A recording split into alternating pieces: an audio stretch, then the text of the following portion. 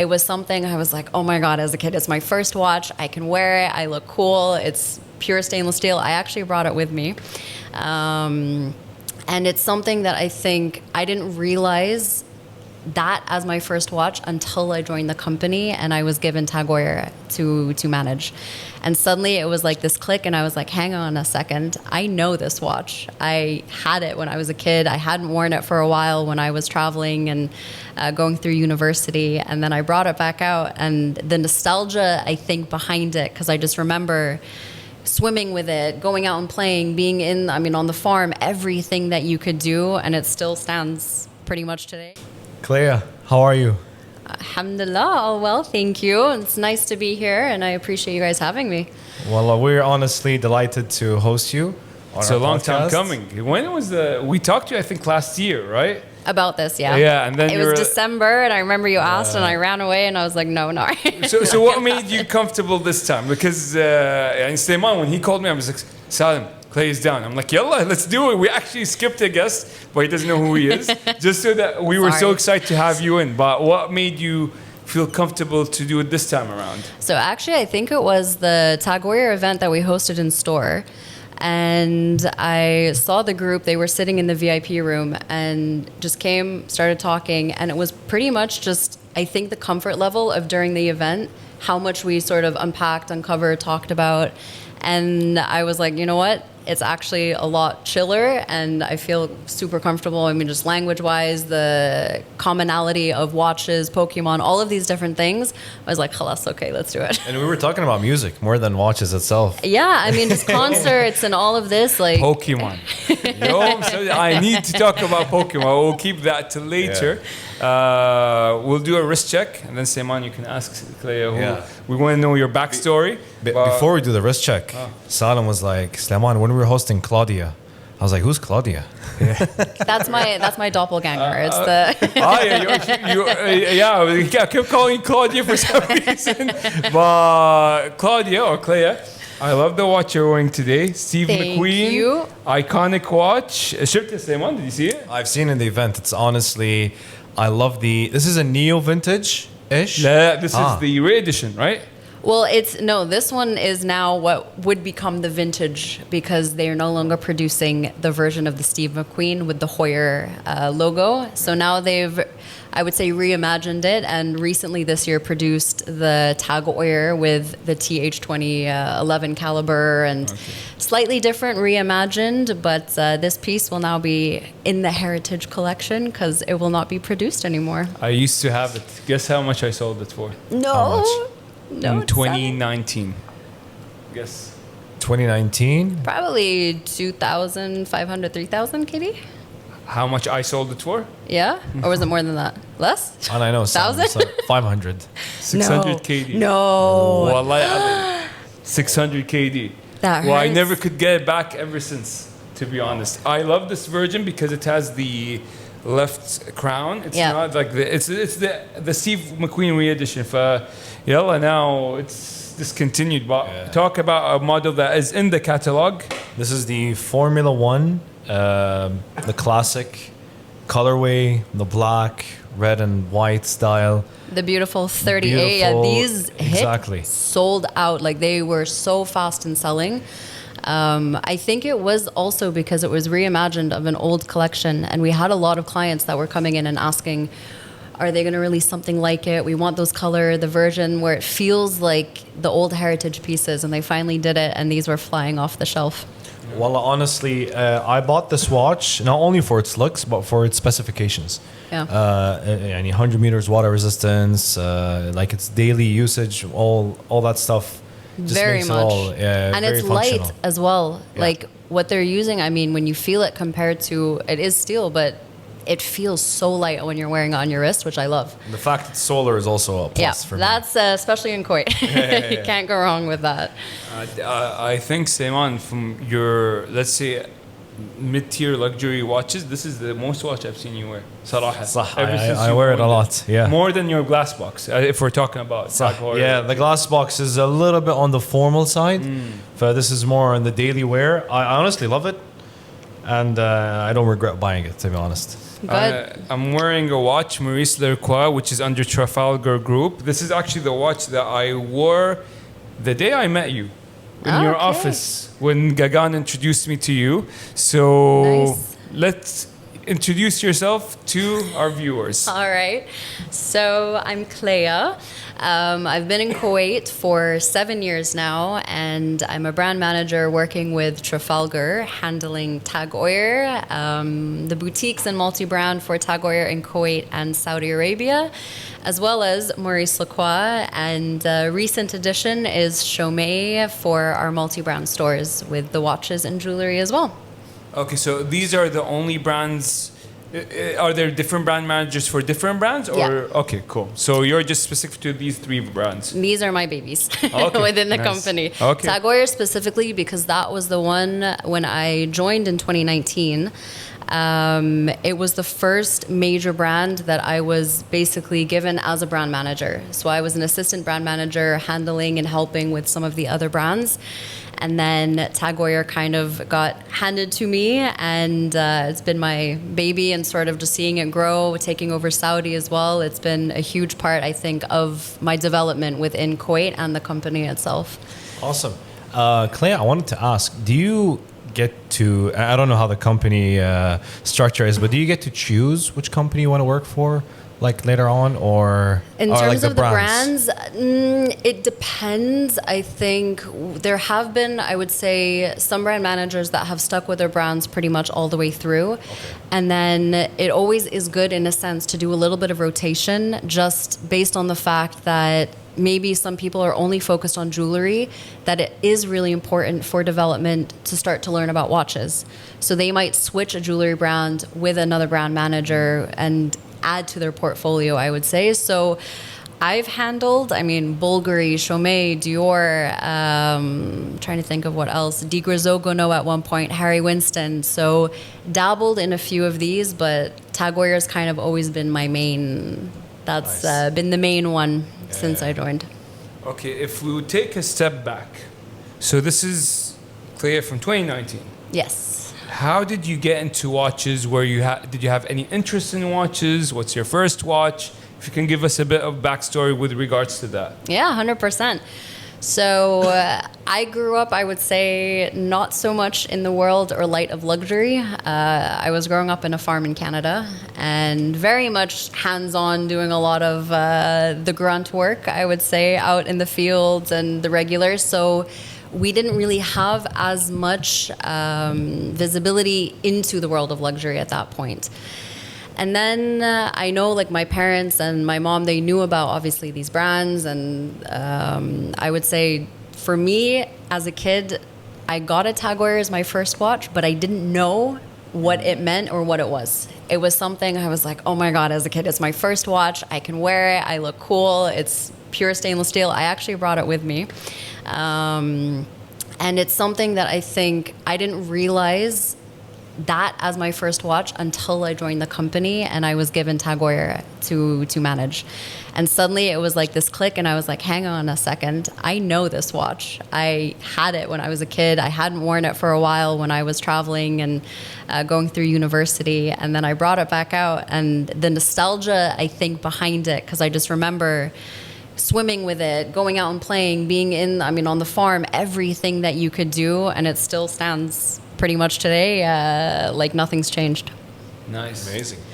Clay, what did you study in university? So I was studying business management, and then or business administration, got my bachelor's in that, and I did an emphasis in marketing as well, just some additional courses to kind of see and dabble, and I wasn't too sure what I wanted to get into. So for university, we had to do an internship at the end in order to graduate.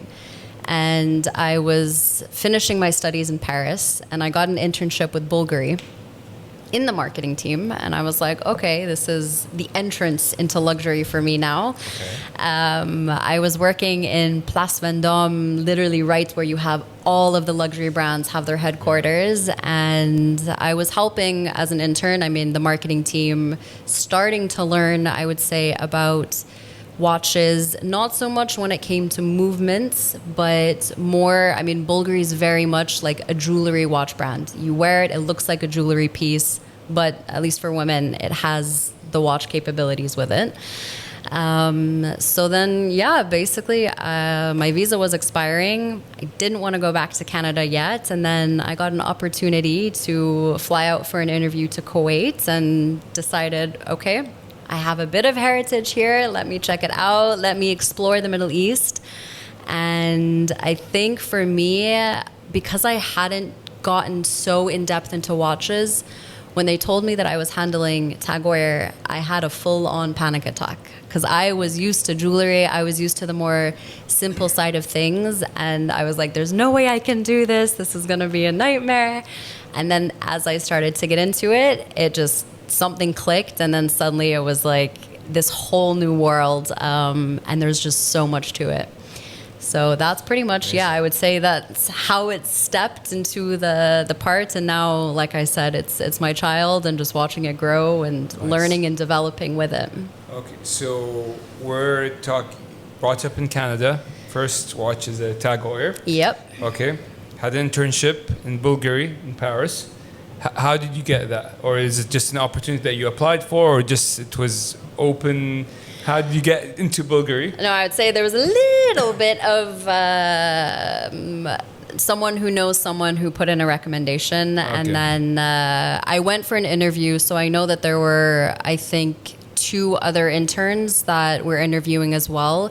And naturally, when you're talking about LVMH, they're not going to take anyone just because they know someone. It was more just a way that, let me see if I can get my CV in. And then they ended up, after the interview and everything, taking me. And I think I fit really well with the team. And it was something that also helped with my French and learning and development when it comes to luxury now. So do you speak French? Are you fluent in it? Or? Je parle un peu français. Où es-tu appris le français?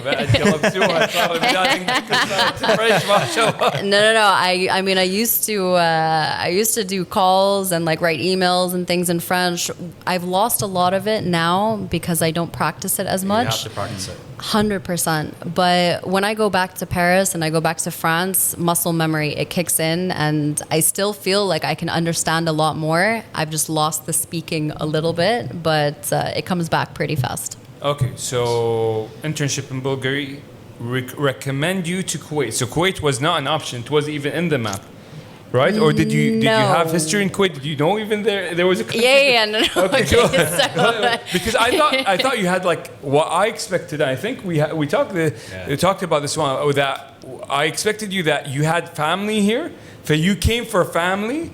And that's what I expected. For now, that it's like a different journey. Than it's kind of, so it mixes in a bit because my parents grew up here. They were born and raised here. I'm a little bit like of a cocktail of nationalities. So my mom, she's Kuwaiti German, and my dad, who was born in Kuwait, he's Palestinian Lebanese. Okay. So full cocktail, and yet I don't speak Arabic, but. There were the roots here, and also in the sense, my uncle, who has managed the company and everything in Kuwait since forever, that's kind of how it was an opportunity that came up, because I mean, I didn't have anything back that I wanted to pursue, and I did want to come for the roots and to experience the culture that my parents had lived in, some of the food in the sense that I grew up with. And I thought that the Middle East is a place I haven't explored yet. I love traveling. I love exploring, meeting new cultures, understanding new cultures. So I was kind of at the time in my life where there's no better opportunity. Let me take this, see how it goes. And I mean, it's been 7 years, if that speaks for itself. Do you miss poutine by any chance? I do. It's like Canadian fries. The staple. It's the staple of Canada. This is the food that we're known for. It's basically fries with gravy and then meat of some kind, and then they'll have these like fresh melted cheese curds that you put. And during the winters, it's the best thing because when it's cold outside and all you want is that really like warm comfort food, best thing to do. I'll make you try it soon, inshallah. خلاص في بالكويت. I don't think so. I'm not I don't know sure. if it was. So I'll go to Canada. If it's in So I'll Kuwait, go to I wouldn't Montreal. trust it. Huh? You Okay. have to. We're gonna have to get you to Canada for that. Inshallah. Okay, so now brand manager of 3 world-renowned brands. Yes. What are the perks? We like drama here, but what's the perks that you get? Do you get like maybe I don't know, like special events special or invites? events, sneak peeks? What's the perk of it? So a big part, obviously, I would say, is being able to go and you kind of are invited by your brands to go for Watches and Wonders. And that's what happens annually. And they launch all of their novelties that are coming for the year. And this is something I would say that it's the peak of the year when we get to go. We get to see those novelties. You get to see them, I mean, up close, hold them, get the full presentation, the details, and then start planning, okay, what does our market need? I would say as well that before the world sort of sees some of the launches, we definitely get some of the sneak peeks because I have to place the orders. So I think that's what's kind of nice because it gets me excited about what's coming for the brand. And then once it launches, the clients get excited and it's nice to kind of already have seen that. I would say definitely, I mean, so one of the perks that I haven't experienced yet, I would say from the brand side, but I know previous brand managers had, was getting to go to the Formula One races as invited by the brand. Nice. So now we reserve the tickets for our clients, not for the brand managers anymore. But I have attended one of the races. I went to the Jeddah Grand Prix the first year that it started. And this was before we had signed the contract as Tag Heuer for 10 years with LVMH and 10 years as the official timekeeper.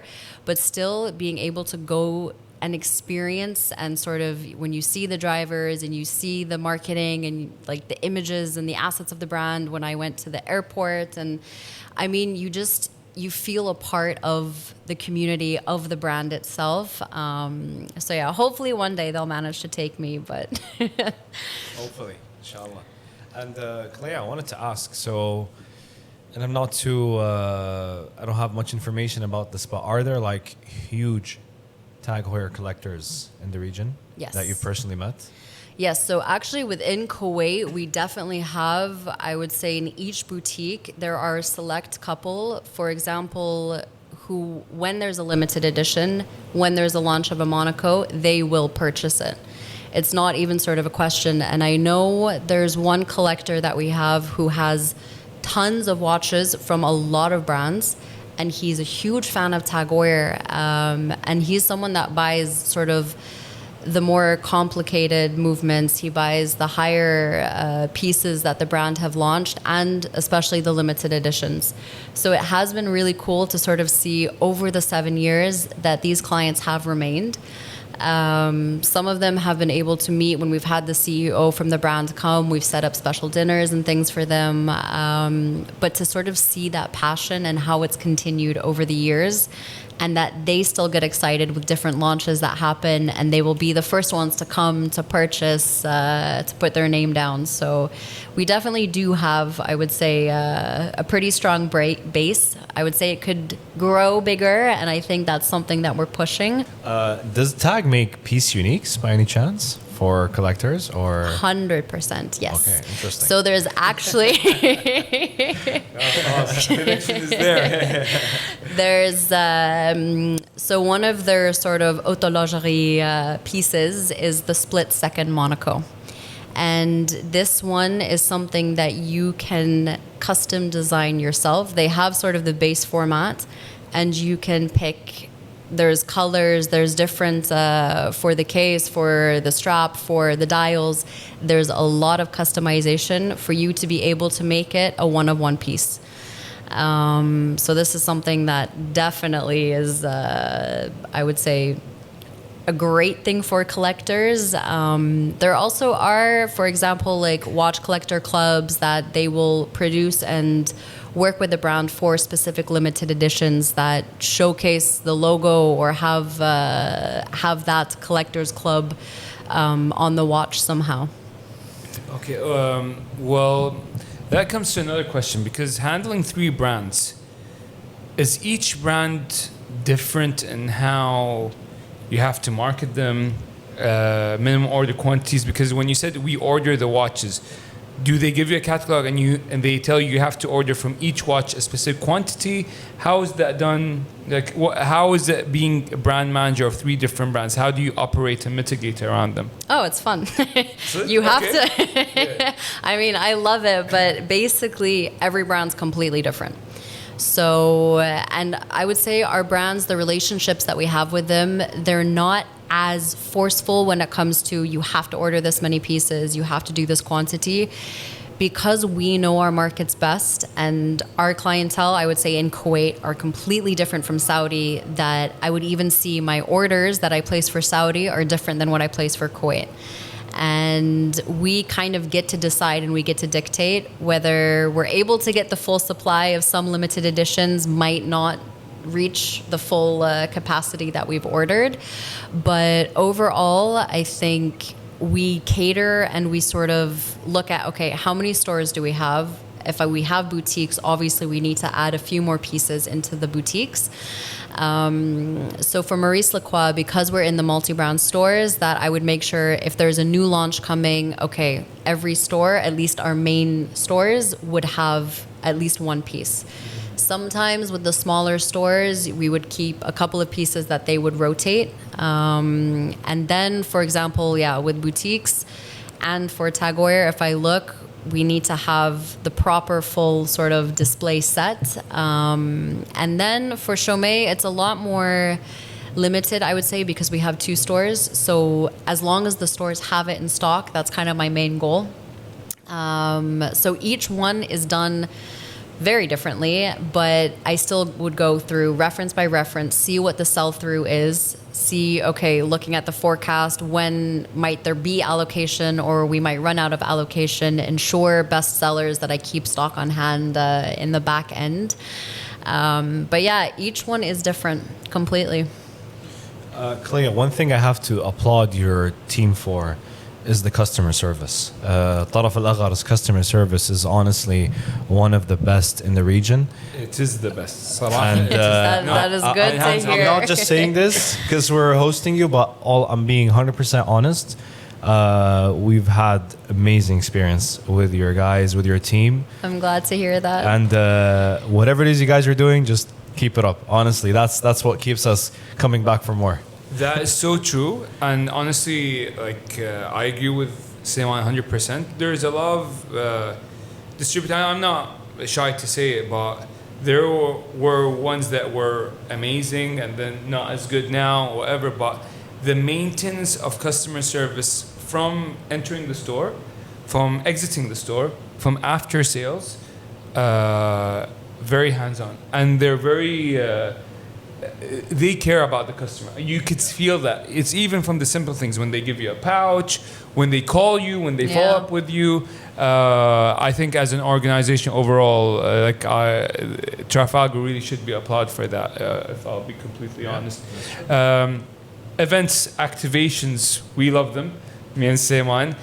We love the gifts also that you give. It's nice gifts. We come for the gifts, we're completely honest.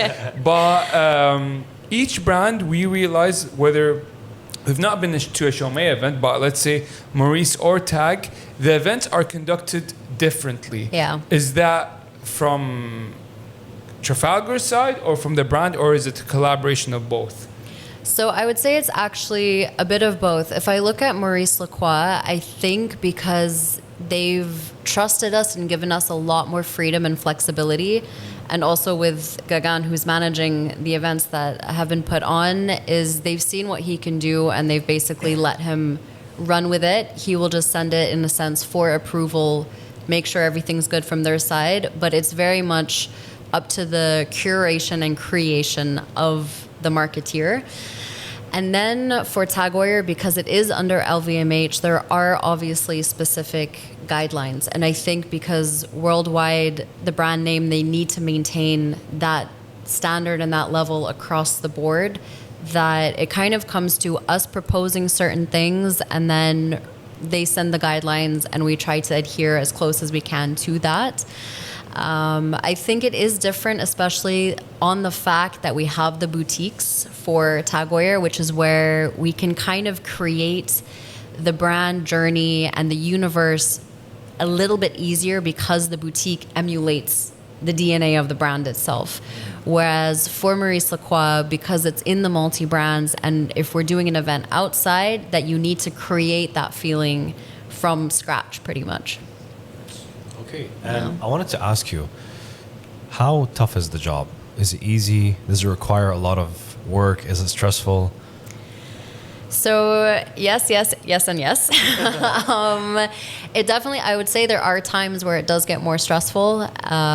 Overall, it's something I really enjoy doing because the relationship that I've built with the brands and the relationship with the store teams. So this is something that kind of pushes me and gives me the motivation, especially when the store teams, if I see that they're motivated and that they're achieving and they're excited, that pushes me in a sense and kind of calms the situations down a bit. But I would say it's something that over the years I've sort of learned and developed when it comes to the stress levels and, okay, if sales are dropping, what can we do? It's not, let's go into panic mode. It's sort of sit, think, what can we do? How can we assess the situation and try to push where we can? And as a market, Kuwait is very different from Dubai, from Saudi. We had this conversation when we saw each other in the boutique. And we were talking about how taste is different between, okay, the GCC, there are a lot of similarities.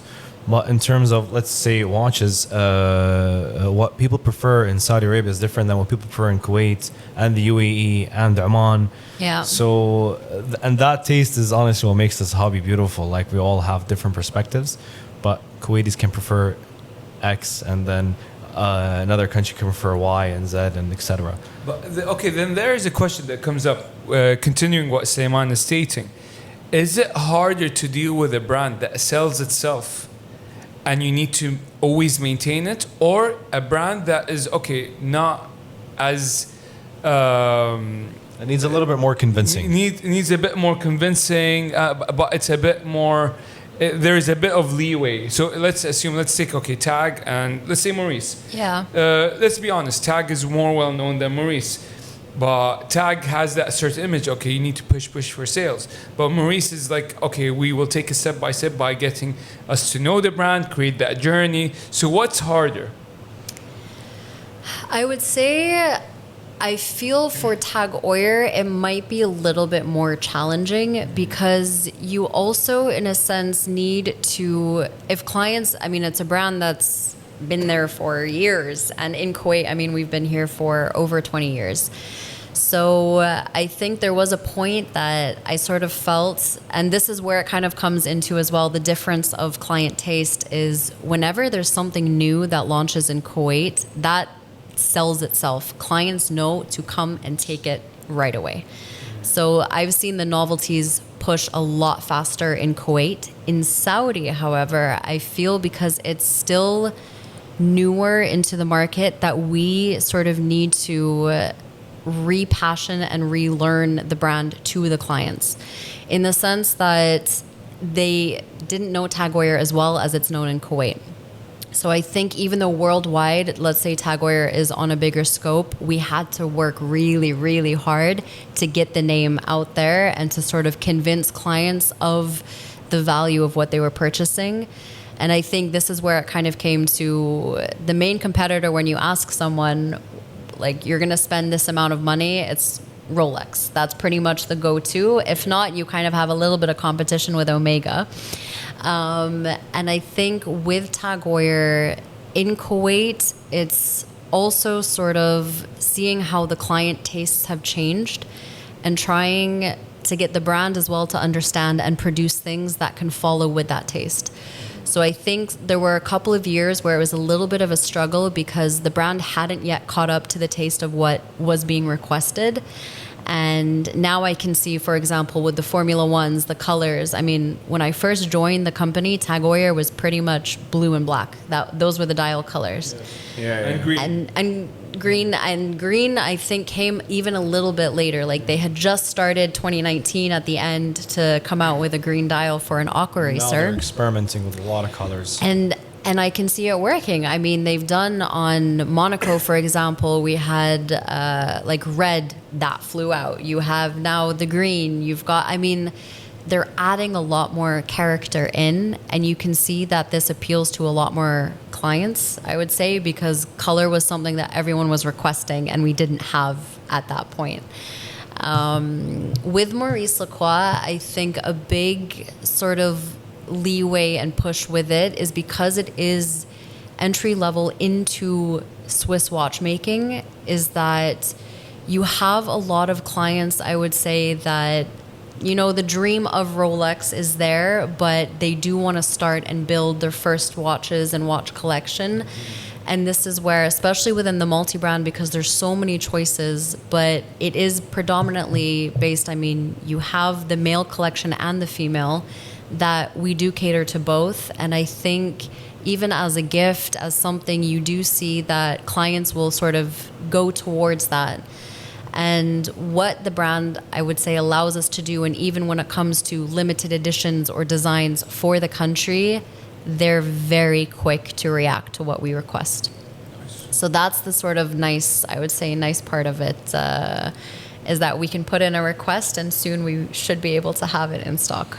Claya, I have a fun fact for you. Do you know the first time I ever heard about Tag Heuer? It was in high school. It was No an way. English class, and we were studying about, I believe his name is Tom Brady. Yeah, I think he was the ambassador or something, or he was wearing a tag at one point. I'm sure. The Yeah, American probably, yeah. football player. Yeah, probably.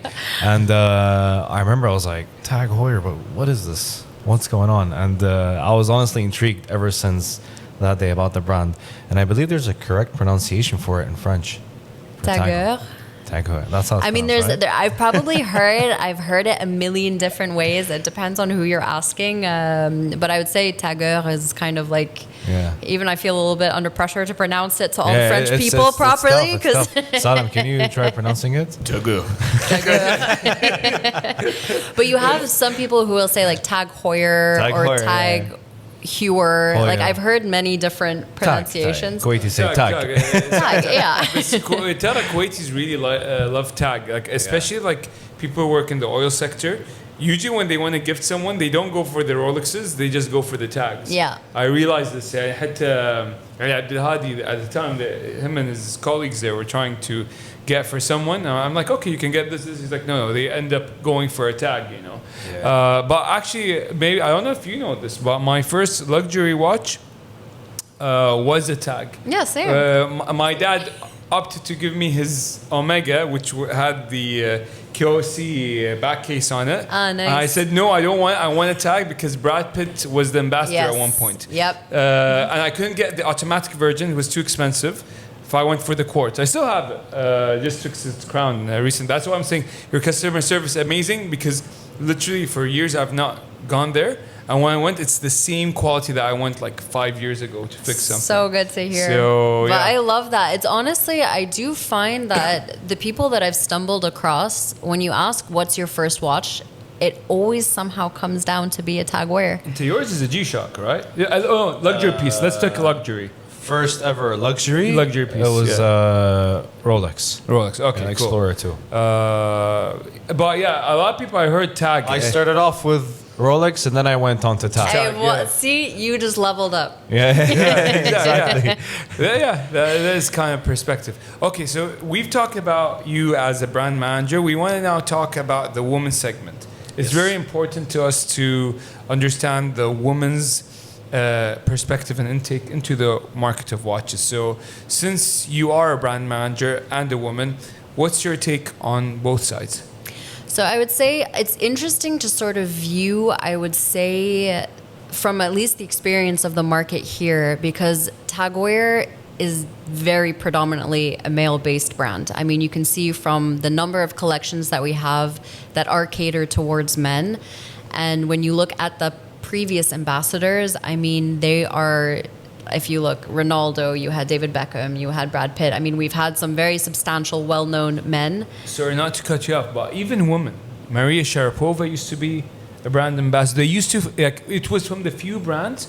Like, I remember Omega and Tag, that would focus on women as well, but not as predominantly as men. As the men. And I think this is something where even if I look at the split, it's very, I would say 90-10.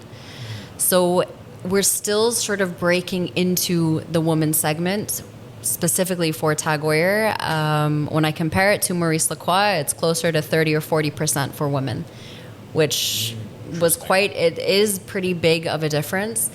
But I think now the brand, they've started to sort of see what, at least for the market, because I think worldwide the contribution of women who are wearing Tag Heuer is higher than what it is in this market. But they are starting to come out with the watches, and they already have, that do speak a lot more to women. And I think when it comes, what I've noticed is that if we look at our clientele, men will care about the movement. They do care about the specs of the watch, the details of it. And I think for a lot of women, and including myself, I would say it's more aesthetic based. So based on the color, the way that it fits, the size, okay, what outfits does it go well with? And I think that this is something where you have a little bit of a difference. And it's still a market that there's a lot more potential to grow into. I agree with you to an extent. But there are a lot of cases where ladies nowadays are like, no, if it's quartz, I don't want it. I want automatic. True. Quartz doesn't do well. That's what I hear. They some of them care about the movement. Some of them care about resale value. It's growing. It's growing for sure. Definitely. I mean, and also when you look at like the ladies' watch clubs that we have, and I remember meeting some of them, like you could see the details that they already know about the watches and the little things that they're looking at. This is something that I feel it is slowly growing, and I think we're also getting there to be a part of that growth within the brand itself. Nice. Awesome. Yeah. So what other watches do you have in the collection? So we know there's a tag there, which I think that's the first one. Yes. Right? And the tag in your hand. Do you have anything in between? I honestly, I don't know if it's just loyalty, or I would say more in the sense of what I found fits me best. So my first watch was an Aqua Racer, which is a round dial. Can we see it? Yeah, for sure. Yeah. I did get it polished at our service center, so it doesn't look as beat up as it was when I was a kid. It does need the battery change, though, so don't mind. But just pure stainless steel. This is classic. It is. There is one with sorry, not to cut you out, with the Kuwait logo, but it's one of the older versions. I have one of the older versions of this. But this is a goddamn watch. They go everywhere, do anything. Can. I mean, it really is nice. durable. This is really nice. I think. I love the silver bezel. It's seen a lot. It's been through a lot, and you can still see within the brand DNA, the Aqua Racer collections that they're coming out with. They still hold what that piece, which is probably like 20. It works well. Doesn't need a battery. Oh, it's okay. Yeah. I just need to. Yeah, it's functioning well. Yeah, should have the seconds on. Yeah, it's working. It's working. There's usually they serviced it properly. Yeah, good. end of life indicator, but it's batteries. It's a beautiful watch. Just to be need to honest. change the date. I'll change it. Can I do that? Yeah, of course. Go for it. You guys can continue. Let's go OCD. Yeah, I got OCD. So the thing is I found, because I never, growing up, I mean, aside from this, like I said, I wasn't really someone who was big into watches. I'd never really dabbled in the industry. And then when I came and I became brand manager of Tag Heuer, and obviously going into the boutiques, trying on the different watches, and I tried on the Monaco, and I had also seen, because I always thought in my mind, you know, Monaco is a men's watch. It's not something so much that a woman would wear. I saw my mentor and my boss, she was wearing a Monaco, and it was just such a power piece and just such a staple that I was like, okay, let me try it on. And it's 39 millimeters. I mean, most women would say it is big. And I think when you pair it right, or if you have a wrist that will fit it, that just becomes a staple piece, which it is for me. So I actually only own 2 Monacos and my Aqua Racer. Nice. So even being it's in an the watches aspiration to culture. be- That's quite the collection, actually. Yeah, but it's an aspiration to have one brand, 2-3 watches, and being satisfied. But can I have a hot take? Yalla. I honestly believe that the Monaco looks much more nicer on a woman than on a man.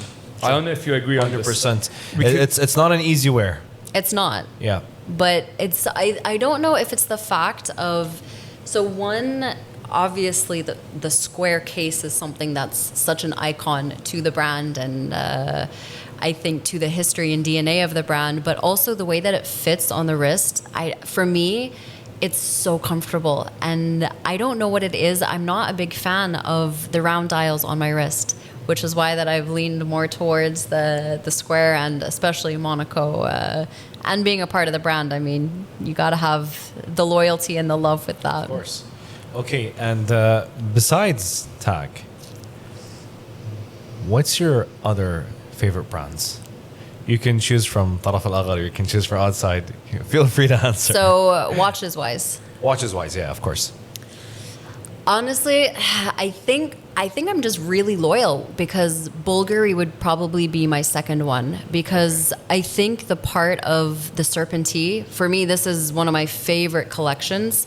That's the one that looks like a snake? Yeah. Yeah. So there's something, because I love animals and might freak people out, but I did have a snake as a pet. Like I had a ball python. Interesting. Growing up on the farm.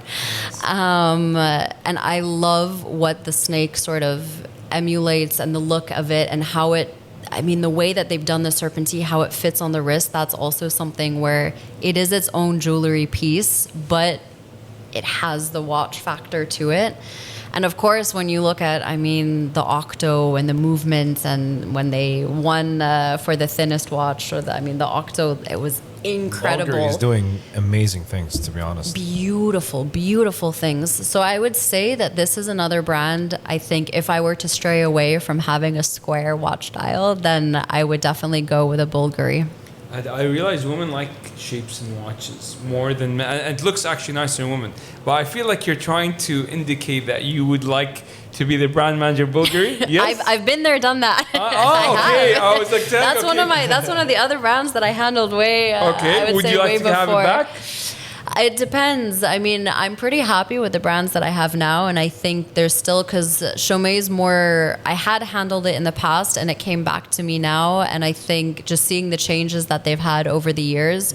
Maurice Lacroix is also a little bit of a newer addition, so that's been just over a year, I think, that I've been handling the brand. So once I get to the point of being able to know the references off by hand like I do for Tag Heuer, then I will know, okay, maybe it's time to add a new brand in. Okay. And what's your favorite jewelry brands? Oof. Okay, so don't tell the company, but Cartier. Watches or only jewelry? No, I would say for me, the watches are beautiful, but the jewelry, there's something that I lean towards when it comes to the jewelry. And I think it's like, if you look at the clash, the pieces, they're a little bit more edgy. And I think it is something that I do have one of the rings. Bulgari as well, because it has the snake. So that's one ring that I do have that I barely ever take off. So I think that way, even though I handle Chaumet and I think it is a beautiful brand, for me and what I would wear, it would definitely be Bulgari or Cartier. Amazing. Yes. Usually when we ask them what's your favorite brand in watches, we go into jewelry, then we go in bags. But I don't want to talk bags today. I want to talk Pokemon.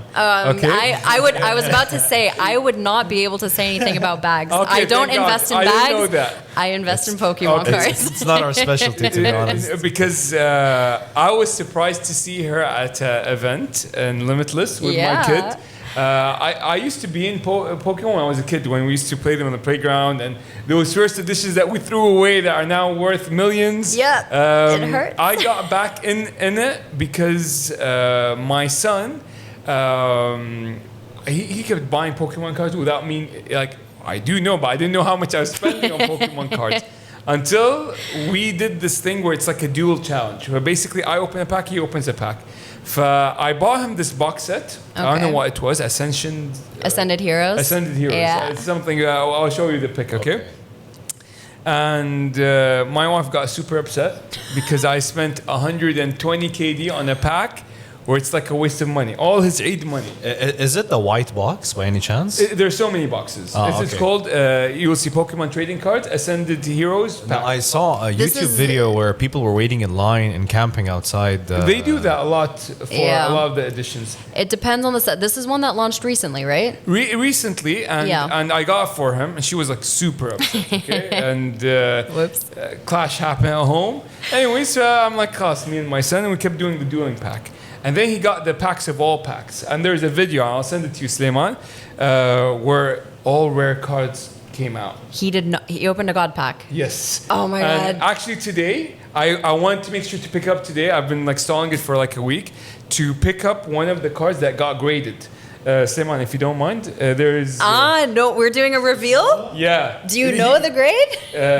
No, I know the grade. Okay. لا، مو هذا. There's one بروحه. Okay. If you don't mind, please. He's not seen it yet. Yeah. This is. But it's not mine, it's have my no son's. clue. This is my chase card. It's the Pikachu.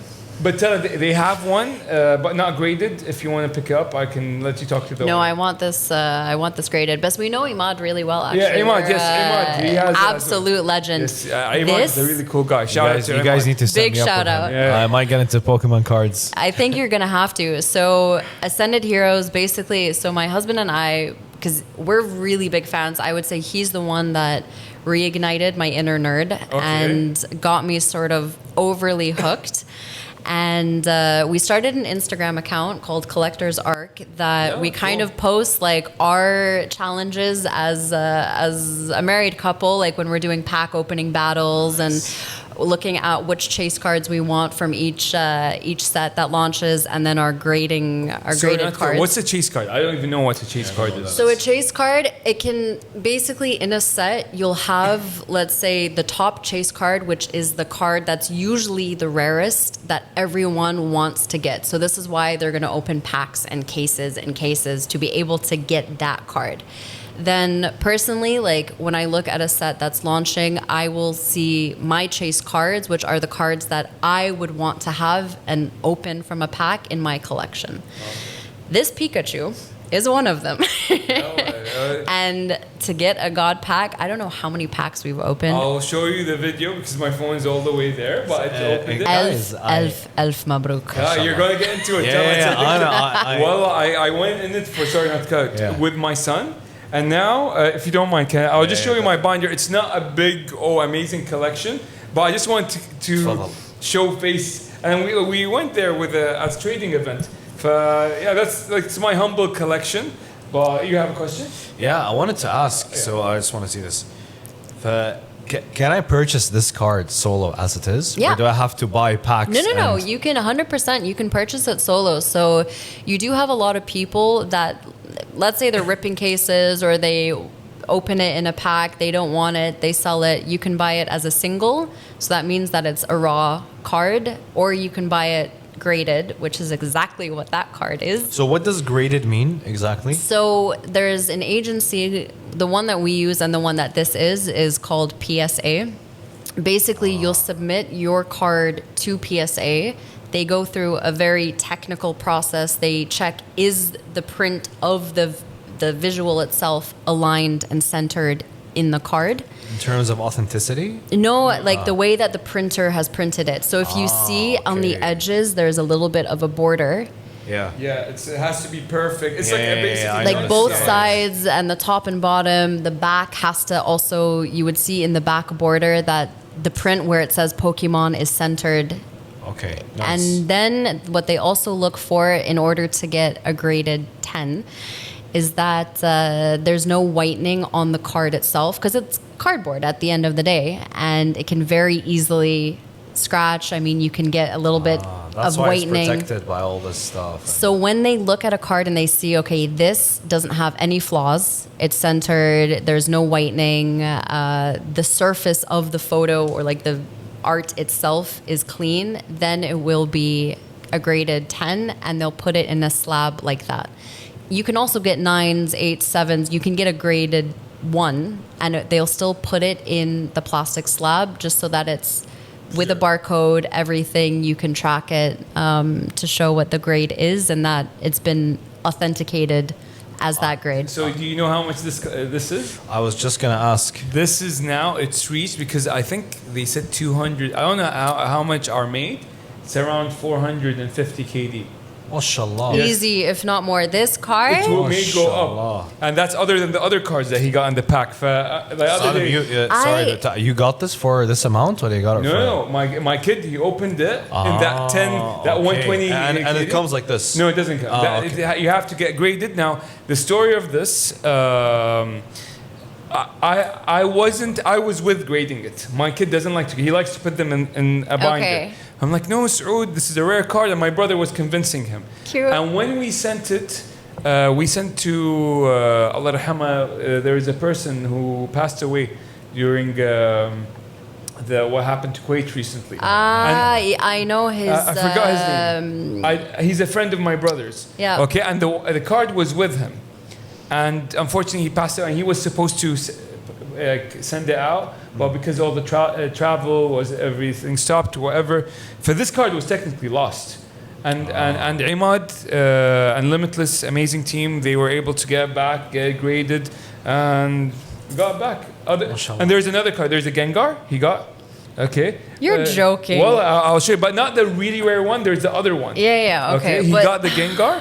And that's also sent for grading. I don't know how much. This is all Chinese to me, but I'm very fascinated. Well, I think after this interview, I'm probably gonna get some cards. I told you, to be honest. collection, I'm going to show you something. Like this is because I love anything Japanese. Yeah. Can you just show me?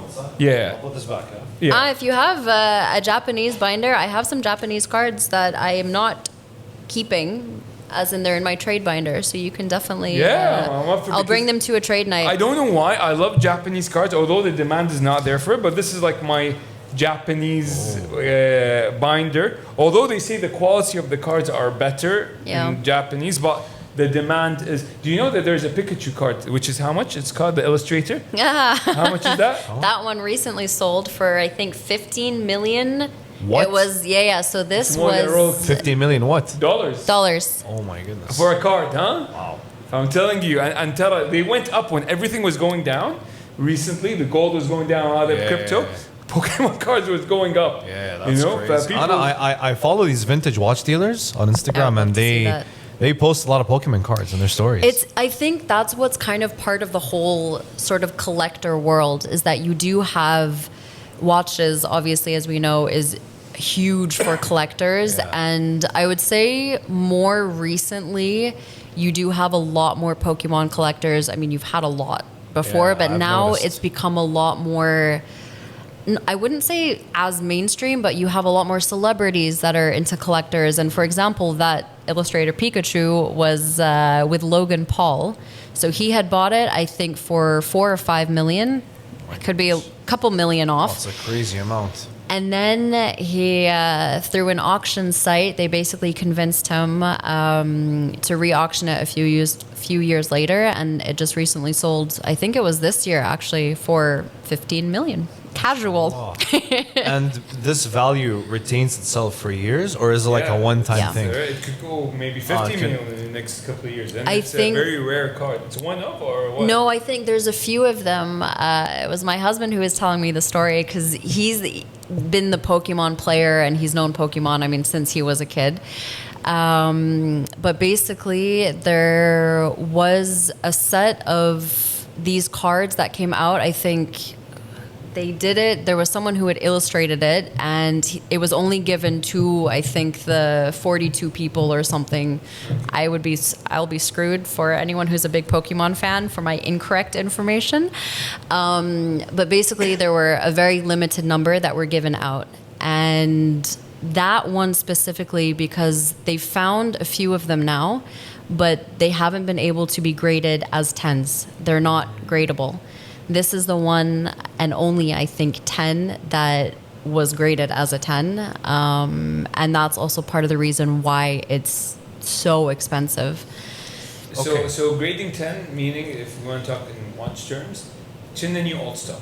Okay. Okay. Like what she's trying to say is that there is a lot chinna that are used, Yeah, and then yeah, there's I one that is understand. like It's in good condition still. It's like a new old stock Zenith Daytona. Okay. Exactly, yeah. Now I understand. Yeah. Yeah, and especially I would say because a lot of the older, I mean, there are pieces. First of all, this is beautiful. That page, we have very similar first page actually. Because these are look, I collect show you- based on what I like. Same. not on, Which you I know. think, and this is where I'll hand mine over, but I'll take this. you'll see. I think this is something when it comes to the collection. For me, I love Mew. I love Mewtwo. So my focus is. You can continue because you'll see the Mewtwo pages. My focus is trying to get cards from those specific Pokemon. And then there are other, I mean, the evolutions for me are just something that I'm obsessed with as well. And I think a big part of being a Pokemon collector is not buying into just what people are saying is good, but actually buying things that you enjoy or artworks that you enjoy. Yeah. And I love sort of in the sense that when I look at with my husband and everything, when we're doing our Instagram and we're posting our chase cards or which cards we want to get from a certain collection, is that they're so different. And so for me, I love to see that you have people who will collect the most random Pokemon, but when you see the passion that they have for that, it's so cute because it could be something like, obviously Charizard's always a favorite, Gengar's always a favorite, you've got Greninja, you have, I mean, there are some ones that if a card releases of that, that's automatically going to be the most expensive. And then you have like the most random Pokemon where people will only collect like this specific, like Diglett, for example, you know, it's not anything that's... What's Wow. yours? Because I realize we have a lot of similar tastes on what Pokemon we like. Because we do pages of them. Yeah. I'm seeing them. But what's your favorite of all time? Or let's say two. It's sometimes hard to pick. So they are definitely more mainstream. I would say for me, Mew, it's, I think, just in terms of cuteness, but also when I look at some of the cards and the artworks of these cards, they're so incredibly beautiful.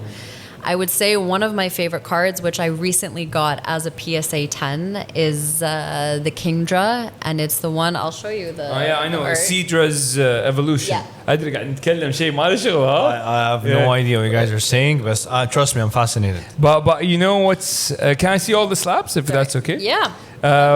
My favorite while you're getting them is Ninetales. I realized you have a whole page of them. I'm like, okay, I love Ninetales and Charizard. Okay, And I love Mewtwo, and I collect Mewtwo's, and yeah. Unfazed fat. Interesting. That's Snorlax. Okay. Yeah, he's always sleepy.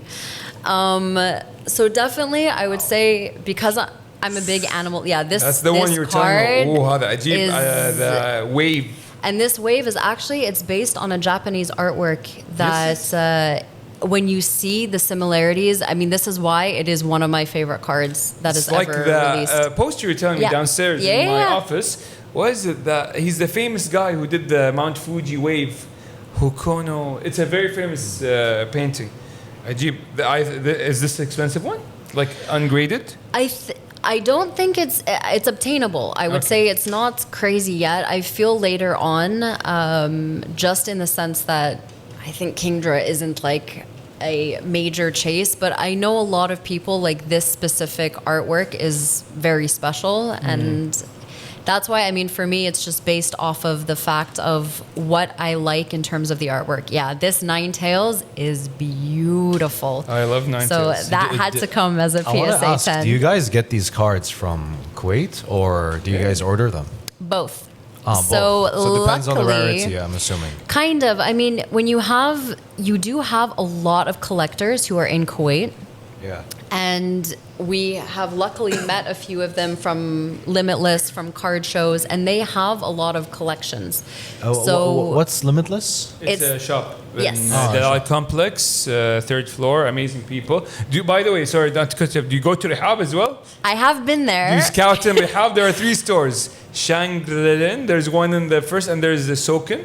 So We scout there sometimes. It's like my thing, me and my son on Saturdays. I went there before when I was like slowly, I would say, getting more into Pokemon. But then once we met Imad and Limitless, that was kind of like the done deal. I know we do purchase from Card Shop Kuwait as well. So more Where of is that? it's an online, at least from what I know. I've never seen the physical store.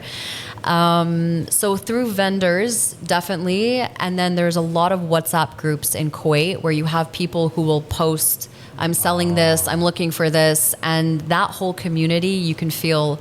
So a few of these cards I've actually gotten from the WhatsApp groups. They'll post it. We'll say, okay, I want it, pay the link, and then we go pick it up. And you said something about trading. Yes. So how does trading work exactly for these cards?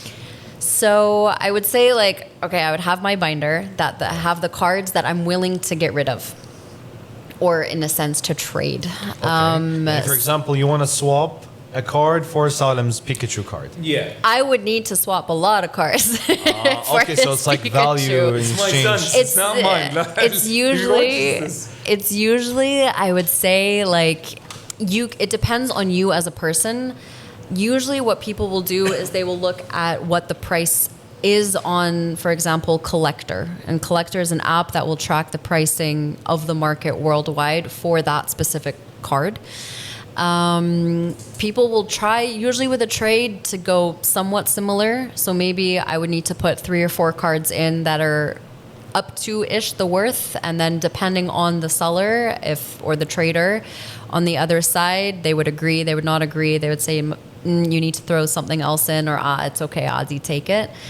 But I think the one thing that's really beautiful about the Pokemon community is everyone is so supportive of whatever you're trying to build your set on and work towards. And this is something actually Imad gave a little bit, I would say, of a push to my husband and I, is to do a Pokédex, which is a card or a binder that has a slot for every single Pokemon ever released, which is a total of 1,025 as of now. And we're working towards this. It's really fun because we get invested in the sense of any illustration rare cards, different rarities, to be able to put into that binder. So you have, we're kind of only taking the top of the top cards and the rarities to be able to fit into that binder. And then you have people, for example, who are working on master sets, so finishing every card in a set that's released, which we're doing for the 151 set right now. And yeah, I mean, it really, everyone I feel is there to support. If you're looking for a specific card, they'll work towards trying to, or I know someone who has this card here, and I feel that just the way the community is, there's a lot of kids that are also involved. And I know when we've been to trading nights and you have kids that are doing different competitions, I'm like, take that card for free. It's okay. It's not a problem. But yeah, it's a really beautiful community. I love it because I've seen my son go through it, grow through it. Like my son, you've seen him. Like the first event he came, he was super shy. Now he goes and he asks. He's having a more business mindset. Cute. It's okay, he's tricked me several times. He took a Bulbasaur that apparently was worth 60 KD. I didn't know it was that worth. He traded me something for 6 KD, and he knew. He's he goes to his iPad. He's like, he's a hustler. Yeah, he's like, just wait, I'll check something and come back. Or he says, I'll go and come. I thought he went to the bathroom or something. He comes back. Okay, Baba, just because I like the Mewtwo and then I checked. I'm like, he swindled you. My value in my collector went down 60 KD. How? He's like, a deal is a deal. I'm like, okay. He's a smart guy. He's smart. I love that. But that's so it's cute. just amazing. But to conclude, unless Iman, do you have any further questions? I think. I honestly would love to sit down more, but I think that'll probably take us another episode. Yeah, I think we're the next guy, hopefully, that we're bringing, you're the segue to the more of the Pokemon world in relation directly to watches. But what is your holy grail watch? And I don't know, there's a different word in Pokemon, holy grail Pokemon card. So I think over all of the discussions that we've had when it comes to the watches, and I think just when it comes to my personal value, the Monaco Steve McQueen. I think this for me is my holy grail because it's a watch that I found. The OG, you mean? The OG. I know there's one in Kuwait, new old stock. If you want, I know the guy who owns it. But I'm just I think we might have one more left in store. Which will probably sell out pretty soon. But I would say because that when I took over the brand, that was the watch that I got as a brand manager of Heuer. And I think that just seeing the growth over the years and having that watch with me through all the business meetings and meetings with the brand, there's a lot plus the aesthetic of it and the iconic sort of image of the watch and history of it itself. Okay, sorry. So is it you already own it, or are you talking the original one? No, I mean, I think just because of the sentimental value for me that this holds, is that has become the holy grail. Okay, that's nice. It's good to be satisfied with it. Okay, but I'm sure that's not your answer in Pokemon. No, we don't have a Monaco Steve McQueen in Pokemon yet. God, that is really hard. I would say there are 2 cards that I am chasing, which are the Moon Brion and the Sun Brion. Can you send us pictures? So someone can put maybe someone. Yeah. Absolutely. Okay. I won't even know how to spell this. The only afterwards. problem is Mafi Flus right now, so that it will Yes. come. It will come. We got you. Sal got you. Okay, what's your husband's then? So Is it the same, or is he chasing something else? No, he's chasing. This is what's fun is that he's a Charizard collector, which of course he has to pick the most expensive Pokemon to collect, like First these cards. edition, First edition, shadowless. Claya, is your husband into watches? Not as much, okay. unfortunately. Does he no. have a watch, or is it Apple Watch, or does he have like a Tag or a Maurice? I haven't gotten him one yet, but we're getting there. His birthday. Yeah, that's still coming up. It's in October. No, he wears an Apple Watch and then recently transitioned to a Whoop. Yeah, I think I look for me. The first thing I see is a watch. I think he was wearing an Apple Watch on the day where I met him. Cool guy. He's a really chill, wide محترم, mashallah. Happy birthday, مقدمه. I'm in October, guys. In October. Yeah, I'm in October too. So okay. Should we ask the question that you have the legibility of not answering it because I know you're a brand manager, but is there a watch or watch brand that is not your favorite? And you have the legibility to answer. We understand your position, but we always answer this on our podcast. Okay. We always question. We always ask this in our podcast.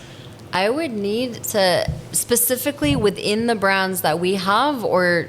No, in general, it could I be don't want any to cause other brand problem in the within world. their brand. Okay, I was In like. She got nervous. No, for a we don't second. want I to was get in like, trouble. We I'm don't want gonna to have get in to be trouble. really diplomatic about this answer. I'm trying to think of a brand that I don't like. This might need a second to be able to think about that because there's no issues in me answering. I just need to. I'm trying to think of what I feel is sort of overrated. Should we Okay, say why names? why is it Hublot? Why is it? Everyone's Hublot. If you can see, because where does it sit in avenues? On the first floor in Prestige on a level that nobody goes. Yes, that's true. So I just noticed. Yeah. they Yeah. put in the- There's no visibility. I mean, it's I don't know how they make sales, but I think it's hard for me because personal taste. I think there are certain things within each brand that I'm like, okay, that is beautiful. This is gonna sound so bad, Go ahead. but it's like everybody wants a Rolex. I get wanting a Patek. Yeah. But I think Rolex has become to a level of so mainstream now. But I believe me, like I have the appreciation for the brand and I understand where that comes from. But I think when you see like these celebrities who have these full like pimped out, full diamond, everything, I just feel like, okay. And maybe it's because my taste is a lot more simplistic, I would say, just naturally. But yeah, let's stick with Hublot. From Rolex Rolex to you. So Rolex and Hublot, okay. But Tara, we did have that conversation, Simon. Yeah, Literally we did. like a week ago, that the overhype of Rolex and the quality of Rolex is not where it used to be. Yeah. Like when it was less hype, better quality. The quality was better. Like the deep watch collectors are stepping away from Rolex. They're not even buying it anymore. And it's not interesting. Like when we went to Dubai Watch Week, every other guy had an AP or a Rolex. So we're like, like it's I not want to interesting. see something different. Yes. you know? Exactly. Nobody's wearing, like, the simplest watch there was a Rolex Day-Date, and it was not turning any heads. Yeah, to be it's honest. just, you know. People are wearing like those weird looking Orwork, MBNF. You know, those- It's just met that guy who didn't say hello to us. FB Jordan. FB Jordan. That's FB Jordans, you know. But I think that's what I've noticed as well is when something, and I think this speaks to just the luxury world, and that's also why with limited editions, I feel that they hold their value so much more because they can't become mainstream.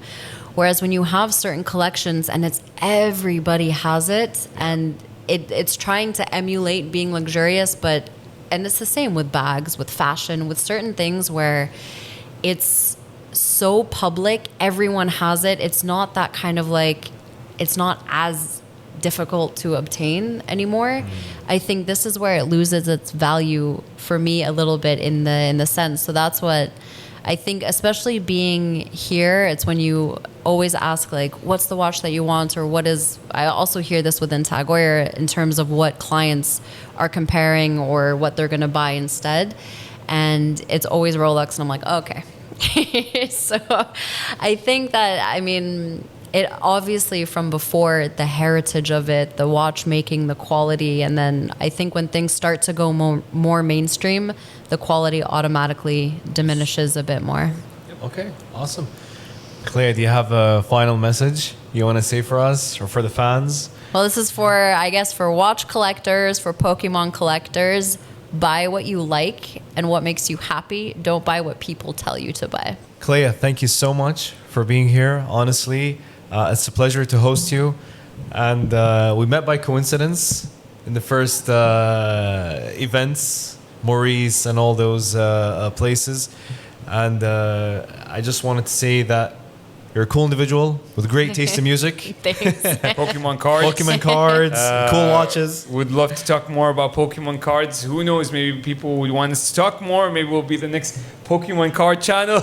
Yeah, I'll be here for that for sure. But no, definitely our next guest is going to be related to Pokemon. He has really interesting stories. Like, found like in a shoebox Pokemon cards worth of like 100,000 KD and stuff. Hopefully he will be our next. But thank you so much, Claya. It's been an honor to have you. And yeah. Thank you, Wish guys. you the best of luck. Yep. On the hunt, and as the collection of both watches and Pokemon cards grow. Inshallah. Inshallah. Thank you. Take All care. right. Thank you. Take care.